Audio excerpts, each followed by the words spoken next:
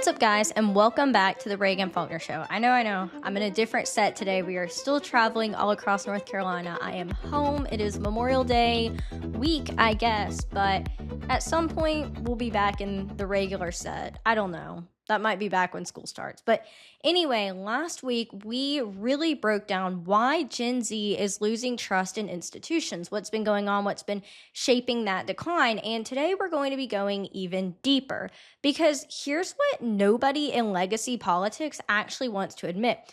Quite frankly, politics has fundamentally changed, not just in tone, not just in reach, but in its core nature, politics has fundamentally changed. What it is to people, how they find it, why they stay, and what it means for their actual sense of self, what it means at the core of their identity. Politics is no longer something that Americans just kind of occasionally participate in on election day or every 4 years. It's actually become part of who we are as a society and who we are as Americans. And the internet is the core reason for why that has happened. Today, we're going to be walking through exactly how this has happened, why conservatives need to understand it better than literally anybody else in the country, and what it means for the future of the conservative movement.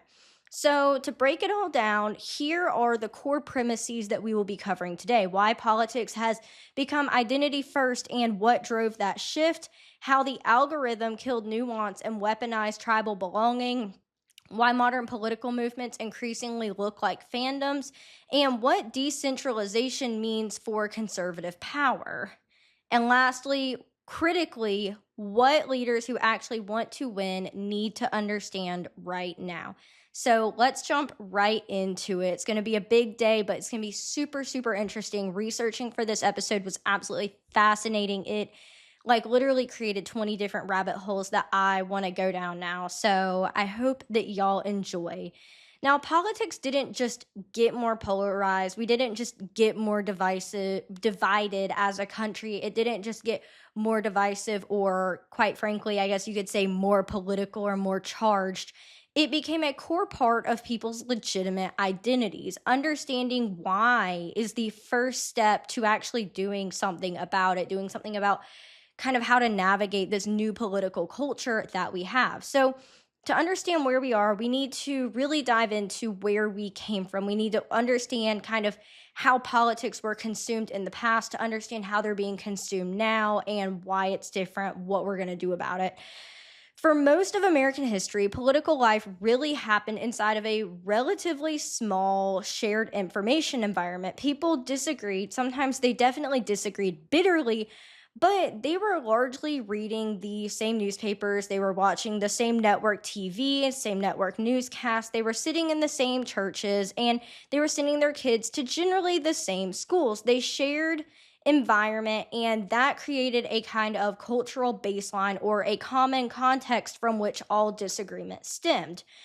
The internet didn't just add new voices to that environment, it shattered this environment completely. Today, every American practically lives inside of their own personalized media ecosystem. Algorithms determine what you see, they determine what you get emotionally invested in, and they determine the communities that you enter, and specifically, crucially, they determine what identity gets reinforced every single time you open up your phone or your iPad or your laptop or your email or anything digital. And here's where most political operatives haven't internalized yet. Algorithms are not neutral pipes. It's not like neutral content gets pushed based on your political affiliation or based on your beliefs. Research published by the Knight First Amendment Institute at Columbia University found that engagement-based algorithms consistently amplify divisive content. Not because it's true, not because it's useful, but because it generates the most emotional reaction. The code doesn't care whether a post makes you informed or it makes you more educated or it makes you a better citizen. It cares whether or not it makes you click, whether it makes you share, whether it makes you rage or comment or stay on that certain platform longer. That changes everything about social media media that changes everything about our political system when we are using social media to determine our political stances or what policies we want to support or where we align on the right left spectrum. Because once the political information environment becomes algorithmically driven, the rules of political communication permanently change. The algorithm didn't just distribute information, it started selecting which version of reality got amplified and therefore which version of reality users are going to live in. So, what does the algorithm reward? Because I'm still trying to understand the algorithm. I've been studying it for a while now, and it's quite complicated for people who don't literally engage with it every day as a creator, as somebody that's trying to figure out why their video has 0 views, 0 likes, and it's just sitting in the ether somewhere on TikTok or Instagram. Algorithm does not reward patience, it does not reward nuance, and it most certainly does not reward intellectual honesty. It rewards emotional intensity, it rewards moral certainty, it rewards outrage, very much it rewards outrage, and it rewards tribal belonging, or something that we call tribalism. Ian Galdi's piece, The Algorithm Where Nuance Goes to Die, I think that is a great title, makes this point precisely. Social media platforms present themselves as a form of like a modern town square where discourse can flourish and it can go around the town square and talk to everybody regardless of political affiliation or race or religion or ethnicity. But the truth is that the algorithms structurally favor polarizing content, or like I said earlier, divisive content. Research from MIT and NYU has confirmed that emotionally charged and divisive content spreads significantly faster and further than neutral information online.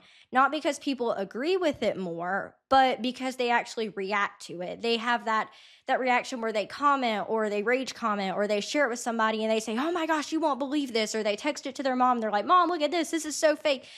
And that just continues pushing the content further and further because people are reacting to it. And algorithms, they measure reaction, not agreement, and again, not intellectual honesty or, enhancing somebody's civic abilities. And this is a critical distinction. The system isn't just passively reflecting what people believe, it's actively selecting emotional extremity and it's feeding it back to us as if that's what the mainstream looks like. So, again, if you're a conservative, you're going to see things on social media and they're going to look pretty mainstream. And then when you go to a GOP meeting or you talk to your conservative friends, they're going to be like, "No, I've never seen that." You're like, "Oh my gosh, you haven't seen that. This is so mainstream." Well, actually, it might not be because of the way that the algorithm pushes out specific content. Creators and politicians who understand this game are winning. People like Spencer Pratt. Those who don't are being completely left behind. And if they are trying to run a campaign on social media or even use social media for their campaign at all, they are probably losing digitally very, very bad if you don't understand the algorithm or if the candidate isn't able to use it to their advantage to reach more voters or to reach more people or to get into the national news the way that Spencer Pratt has. Here's a truth that most political consultants are, quite frankly, still highly uncomfortable with. The majority of people who do not engage politically because of policy, let me rephrase that, I messed it up a little bit, but the majority of people who engage with politics do not do so because of policy. They do not think about politics and say, "Oh my gosh, I really love page 145 of the One Big Beautiful Bill. I think I'm going to get involved in grassroots politics." That is not how it works today at all. Quite frankly, I don't think that's how it's ever worked, but definitely not today. The majority of people who engage politically are doing it because of identity, because of tribe, because of belonging, and because of meaning. Noma Magazine's analysis of what writer Renee DiRista, I'm so sorry if I mispronounced that, called the Great Social Media Diaspora describes what happens when sprawling online communities fracture into politically homogenous, self-governing clusters. People aren't just choosing political parties anymore. What they're choosing is an entire information ecosystem. Again, every single social media platform and online force kind of reaffirming each other to create their own little reality or safe haven of what they believe and it's just feeding each other. So, they're choosing entire information ecosystems, entire social environments, and entire identity communities when you're picking Facebook groups or you're getting on things like Blue Sky or other decentralized platforms that aren't just mainstream TikTok for you page, Instagram for you page, your Facebook profile. This is a fundamentally different phenomenon than traditional partisanship. Research on personality politics from Neurolaunch reinforces this, saying political affiliation increasingly functions as a personality trait, not just really a civic preference. People's political identities are now tied to their psychological self-concept, how they kind of self-identify and portray themselves at a fundamental level. This means that political disagreement often triggers the same emotional response as a personal attack. So if I said, "You're dumb," and then I said, "This policy is dumb," now that people are like self-aligning their core identities with their political beliefs, they are going to feel that you saying that a certain policy that's dumb, that they align with or believe in, or is part of their, like, whichever side they're on, whatever partisan side of the divide that they're on, they're going to feel that that comment is just as hurtful as walking up to you and saying you're dumb, because they literally self-align with it at an intrinsic core level. And this is why political conversations feel so volatile online. When you challenge somebody's policy position, you're not just arguing about governance or policy or politics or candidates. It's like feeling like you're actually challenging a core part of how that individual actually understands themselves and what they believe in, and even to an extreme degree, their own personal ethics and sense of morality. Modern political identity isn't just about who you vote for, it's about who you are. And social media built that architecture. This is also why creator-driven media has exploded as a political force. Think of live streamers. The first one that comes to mind, unfortunately, is on the left. But, think about Hassan Piker and how, huge his following is. Even though he's facing so much scandal right now and subpoenas and all of that, he has a pretty large following. Again, look at Nick Fuentes, live streamer on the right. He has a pretty large following, and people are identifying with these creators. Think about the Daily Wire. People identify with Ben Shapiro, or they identify with Michael Knowles, or they identified with Brett Cooper when she was on there. Now they identify with her individually instead of identifying with the Daily Wire, because they feel like something was at play when she left. People are self-identifying with these creators. Tulane University School of Professional Advancement published an analysis of decentralized social networks that identifies a critical cultural shift, being as centralized platforms fragment, trust flows increasingly through personalities and communities rather than institutions.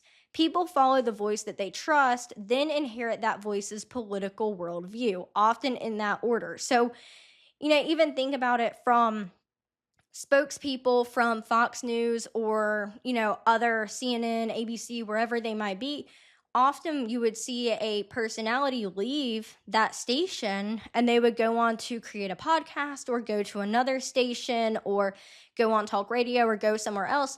And you saw a lot of their fans, the people who would sit down for the 6 o'clock news every night or, whatever that may be, they would follow that personality to that podcast or to that radio show or to that talk show or wherever it is, to that other network, wherever it is that they may go. This is why figures like Joe Rogan and, really Tucker Carlson, he's one of those newscasters that got followed, why their digital operations, Tucker's new digital operation, Joe Rogan, his podcast, and the growing ecosystem of Gen Z conservative influencers really do have political power, a huge degree of political power, not because they hold credentials. I mean, look at Charlie Kirk, who, in my opinion, was an absolute genius, but no credentials at all. He understood how to utilize social media. He understood how to utilize influencer politics. He understood how to utilize podcast culture to really get a movement growing and to modernize a movement. Again, not because of credentials or anything else, but because he understood the system. And yes, he did happen to be a genius without credentials, but he also understood how politics was shifting and what the modernization of the political parties was going to look like.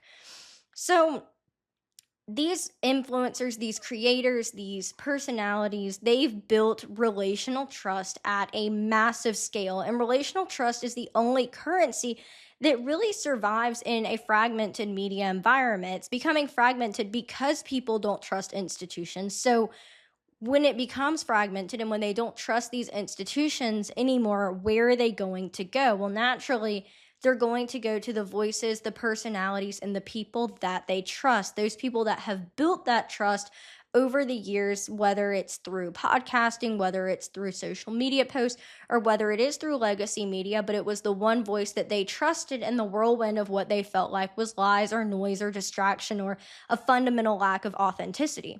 Institutions that have not figured this out are losing influence every single day. If they don't figure this out, quite frankly, they will not survive what is coming in the future. This is really where things get fascinating and where conservatives have a huge opportunity that they are not fully exploring or exploiting.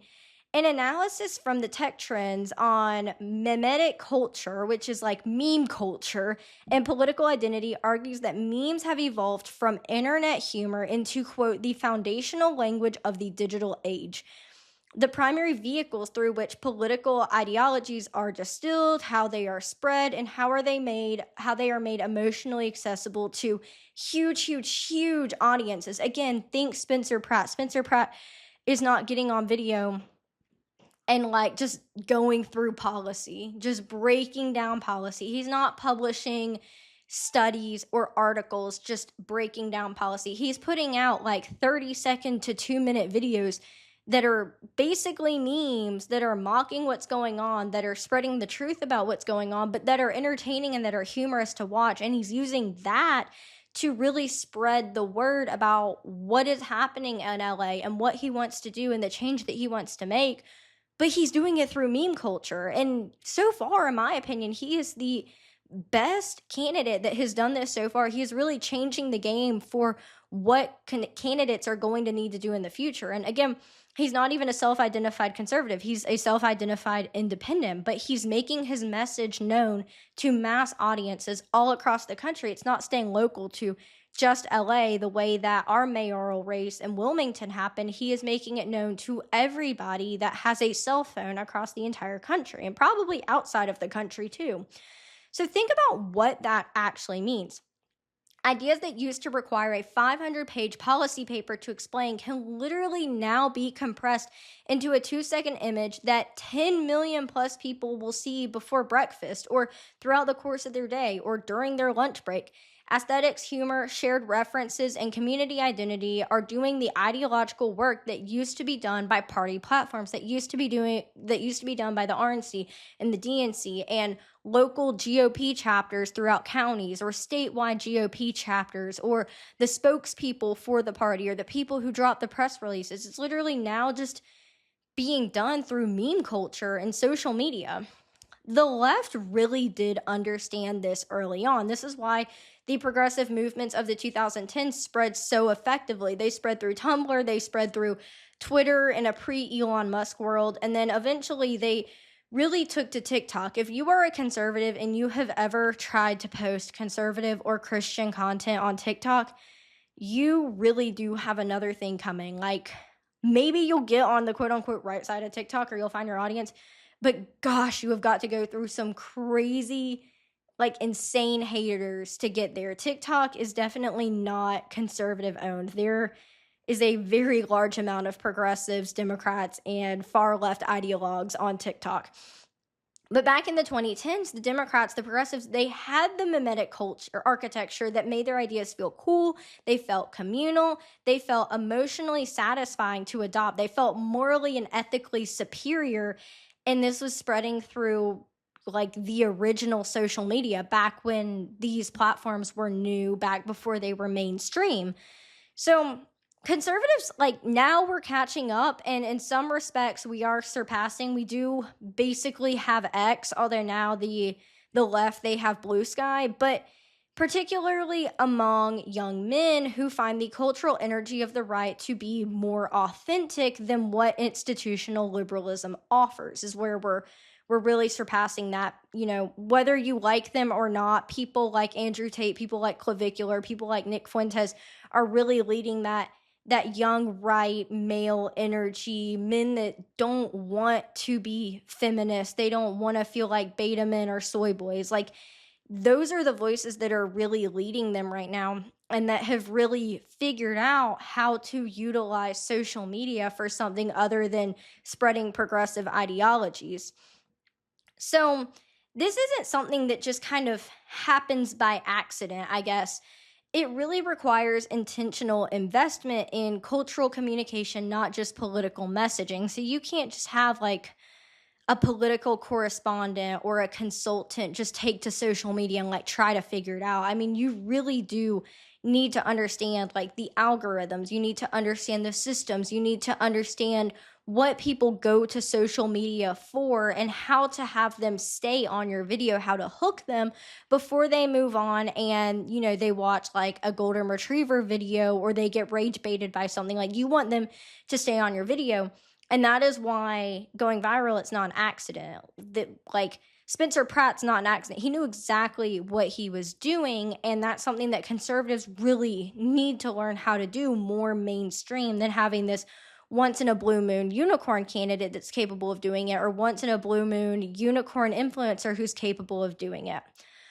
World Reporter's examination of the interconnection between politics and entertainment makes this point directly.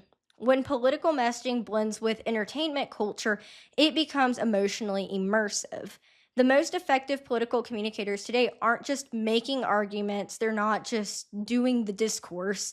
They're creating experiences that people want to be part of. That's why we see digital communities. That's why you can join creators' discords, or you can join there's something where you can join like a group chat. I know Isabel Brown has one. I believe a couple of other, Jordan Peterson has one as well. On Instagram, you can like join a group DM, and these influencers will send out like pre-curated messaging or articles or things like that. And you literally feel like you're like a part of their community or a part of their friend group. They are creating experiences that people want to be a part of. That's fandom logic applied to politics, and it works. That is creating communities of people with like a like-minded hobby, whether that like-minded hobby is enjoying a certain influencer or video games or something like that. They are literally applying fandom logic, which has been around for, over a decade, probably 2 or 3 decades, I guess 2 decades at this point. They're applying it to politics, and it is working. It really is working. The left built a cultural movement, and they won elections with it back in the 2010s when these platforms were brand new. But it is the left built a cultural movement, and they won elections with it back in the 2010s when these things were brand new. Conservatives need to build one too, not by copying them. That would be quite obvious, and they will continue advancing, but by understanding the mechanisms and doing it even better than how they did it in the 2010s, because quite frankly, there hasn't been a whole lot of advancement on their side in the last 26 years. So here's where I want to make a direct argument to every single conservative that's listening right now. Decentralization is not a threat to conservatism. It is actually the greatest structural advantage the right has seen in literally decades if we move intentionally, which is very, very important. The culture mosaic analysis of decentralized society describes a shift from hierarchical, top-down power structures toward distributed networks where authority flows through communities and voluntary associations. That is, by definition, a conservative model of social organization. Subsidiarity, local accountability, community-driven authority, those are our values, literally at our core, literally, at the dawn of Thomas Jefferson and the Enlightenment, these individualistic traits are at the core of our values as conservatives. The left built its power through centralized institutions. They don't really want you to think about it. They want you to think that they're like the owners of decentralization. But think about it. The left built their power through these centralized institutions: universities, legacy media, government bureaucracy, corporate HR programs. Those were the checkpoints of cultural and political influence for the last 50 years, the long march through the institutions. But decentralization disrupts every single one of those choke points. When information flows through 1,000 different podcast feeds, 100 different Substack writers, and millions of TikTok creators, rather than through like 3 TV networks and a handful of newspapers, local and national, the institutional left loses its gatekeeping advantage. And the right, which has always been stronger at the grassroots level, whether it be messaging, whether it be outreach, whether it be organizing, we gain power, we gain influence, because grassroots is our strength as conservatives. But only if we build, only if we actually embrace this intentionally and methodically and like smartly. Like, we have to do this with a purpose, not just a bunch of random people trying to figure this out and making AI slop content. That is not going to work. A 2-lane analysis of decentralized social network infrastructure notes that the shift from platform-dependent to protocol-based social infrastructure means communities can now self-organize around shared values without needing permission from Silicon Valley or gatekeepers. To be honest, again, think about those Instagram DM communities with your favorite influencer. Yeah, Meta kind of owns Instagram, and Meta does own Instagram, but still, you are using that to your advantage. You are creating these communities. Now, if conservatives move to Blue Sky or continue using X or create their own social media network that's decentralized, that uses these themes, then you really do get away from Silicon Valley. You do get away from having to share your data with all of these massive tech companies. You get away from potentially being banned or deplatformed or being censored or having your post taken down, because it is fully decentralized and self-governed. And as conservatives, self-governance is what we love. The gatekeepers are losing their gates, to be quite honest with you. The question is, who builds and what replaces them? Now, I'm not going to pretend that there are absolutely no risks in identity politics. Identity first politics are riddled with potential issues if exploited or done incorrectly, or people try to grift and take advantage of them. I think intellectual honesty requires acknowledging these risks and these issues directly. The same algorithmic dynamics that enable grassroots movements to scale also create powerful, like so powerful incentives toward outrage, radicalization, and tribal escalation, or like radical tribalism. The Knight Columbia research found that engagement-based systems don't just amplify division, they often misrepresent what mainstream actually believes, making fringe positions appear more prevalent than they are. And I'm sure as I'm saying that, a lot of listeners right now are thinking of various stories that they've seen on social media, various stories that they take issue with, various stories that they think, wow, this looked really mainstream. This had however many thousands of likes.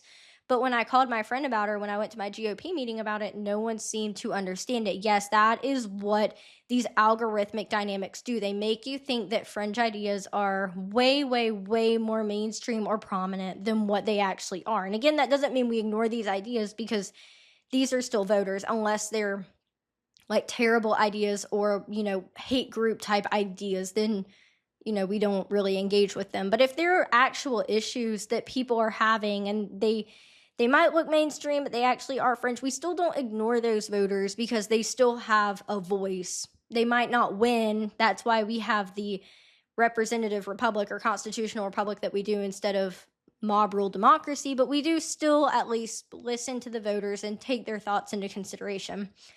Ian Galdi's analysis puts it clearly. Remember, we talked about this analysis a little earlier on. Creators who want to stay visible in algorithmic systems face constant pressure to become more extreme, because extremity is what gets rewarded. The snake eats its tail, for lack of better words. And the result is a political environment where the most emotionally provocative voices are systematically elevated over the most thoughtful ones. That is why you see rage baiters on Instagram instead of people that are doing thoughtful policy analysis, because it It doesn't get shared. It doesn't get commented on. People listen to it and they say, oh, that makes sense. Scroll. This is a real danger for the conservative movement, because if we build a cultural ecosystem that rewards performance over substance, outrage over insight, and tribal signaling over actual governance, then we win the internet and we lose the country. And that is not what we want to do. We do not want to become professional rage baiters and professional influencers, and then somebody comes to power, gets elected, and they don't know what in the world they're doing. They don't know how to make policy. They're throwing stuff at the wall to see what sticks, but they won the internet.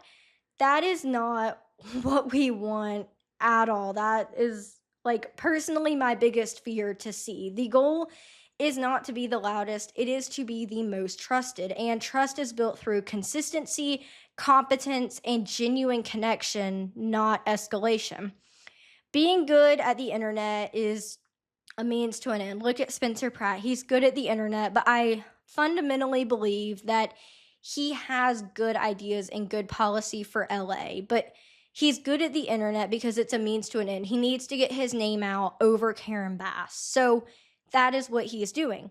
The end is actually governing, actually building, actually solving problems for American families, and actually putting America first, not putting your own clout or your own profile or your own influence first. It's putting America first and doing the things that you need to do in order to put America first. So where does this go? We're going to go into my honest assessment of really what all of this means and where we are going. The next generation of political power in America is going to be built through a couple of things. First, we've got the creator ecosystem and not the historic press releases. Authentic voices with real legitimate audiences will drive more political movement than any number of traditional ad buys or press releases.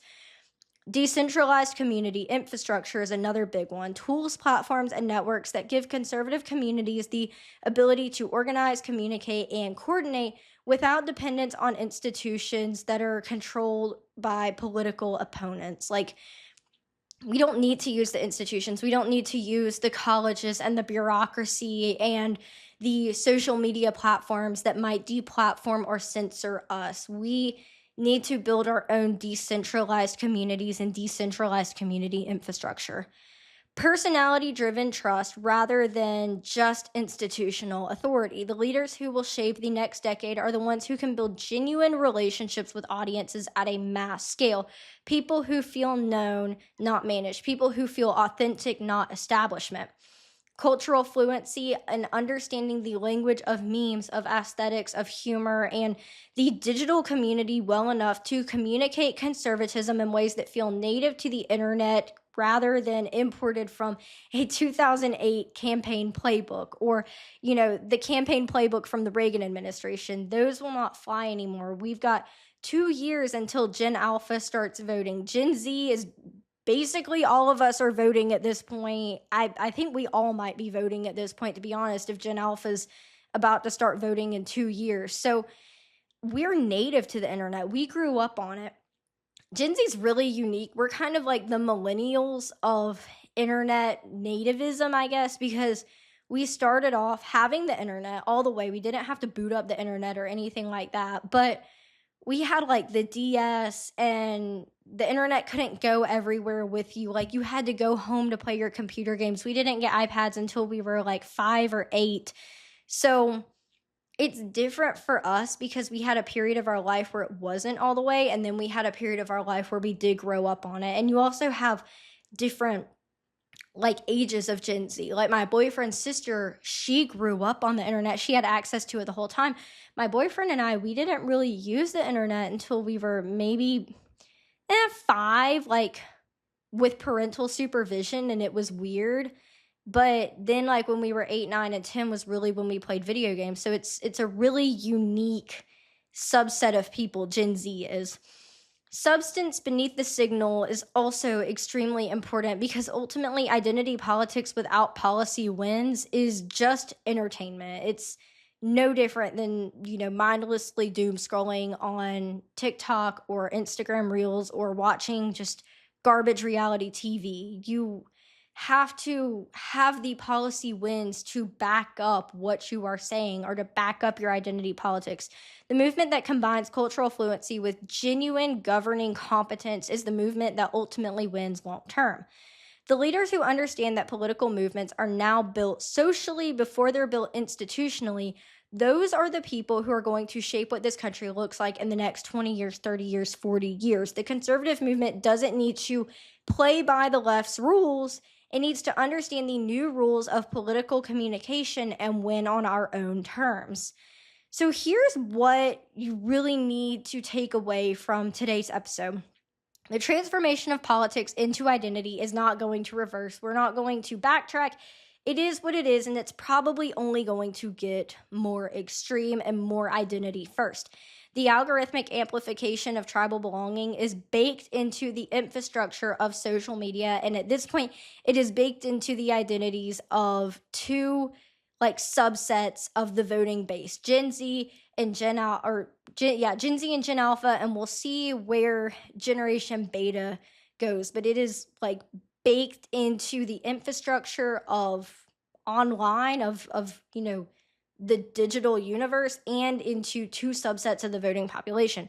The fragmentation of the information environment is permanent. At least the degree of decentralization that we have now isn't going back, and decentralization will most likely be our future, further decentralization. That means the institutions that dominated political life for the last century, legacy media, credentialed experts, party machinery, the establishment, are going to continue losing influence. The creators, the communities, and the decentralized networks that speak human and build trust at the rational level are going to continue gaining a huge advantage. For conservatives, this is a moment of genuine opportunity and excitement, one that we have not seen in decades or longer. The values that define our movement, individual liberty, local community, earned authority, constitutional order, are not just compatible with the decentralized era, they fit it perfectly. They are its natural political expression. But the window to build is not unlimited because we all know how fast technology moves. The question is whether we invest in building the infrastructure, the cultural ecosystem, and the creator networks that will carry conservative ideas forward, or whether we cede this ground to people who understand the moment that we are in right now and that we are moving on right now. Do we want to cede this massive advantage and let the left and let the Democrats and let anybody else take it? Or do we want to be the leaders and the change makers and the movers in this movement so that we can really progress conservative ideas? Because like I said, decentralization naturally fits conservatism, naturally fits the ideals of our founders and what they had in mind for our country when they built it 250 years ago. I know which side I'm on, and I'd like to think that I know which side y'all are on too. So let me know what you think in the comments. I want to know, is identity first politics something that we work with and channel toward real outcomes? In your opinion, where do you stand on that? Has it gone too far? Do you think it'll continue going further? And what does the conservative movement need to build right now to stay ahead? We're in the midst of the midterms. What do you think conservatives are missing out on? And what do you think the movement needs to build to change that? Let me know in the comments. I would love to hear it. I would love to do a video on kind of the best ideas that people have that they think that conservatives need to move on in 2026 and beyond. If this episode gave you value, subscribe, share it with somebody who's serious about the future of the movement, and leave a comment, leave a like, tap that follow button. It really does make a difference. And make sure to check us out at the Wilmington Standard and at the Reagan Faulkner Show on Instagram, Facebook, TikTok, and X. And lastly, if you have not gotten your order of 7 Days Coffee yet, be sure to check it out. It is by far the best coffee I have ever had. It is smooth. My boyfriend said it is the only coffee that he will ever consider drinking black. So be sure to give that a try. Use code Reagan2026, all caps. Thank y'all so much, and I will see y'all next week for another exciting episode.